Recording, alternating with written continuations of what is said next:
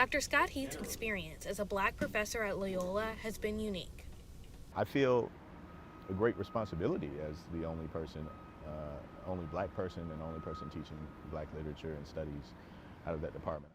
Being the only black professor in the English department and in the African and African American Studies department, Heath said he feels Undervalued and alienated, isolated for sure. This has been a horrible season for me, like simply trying to keep my job while doing my job. But it's also challenged by a culture of silence and inaction. But Heath is not alone in this feeling. According to Forbes magazine, black faculty in universities across the country feel there are a lack of safe spaces, unchecked microaggressions, and a failure to support black professors' advancement, especially when a professor is trying to gain tenure. In all of this ordeal, I've never been present for the meetings, which is one of the more hurtful parts of it all.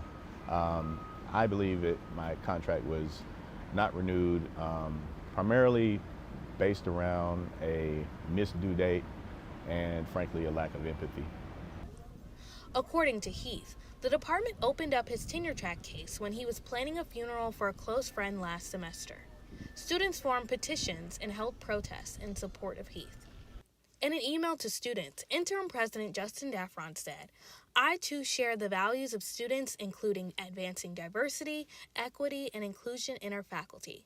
Loyola's commitment to these principles remains strong, as is our commitment to the African and African American studies.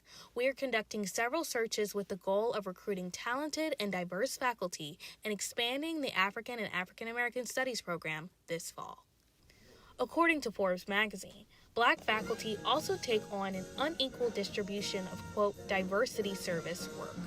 I don't think anybody sees it as particularly burdensome necessarily, but it can be, and it can stretch a person thin, and challenge the work that we're actually doing. You know, when you're all over the place, you know, or expected to be all over the place, or expected to be the black face, you know, and yet voiceless at the same time.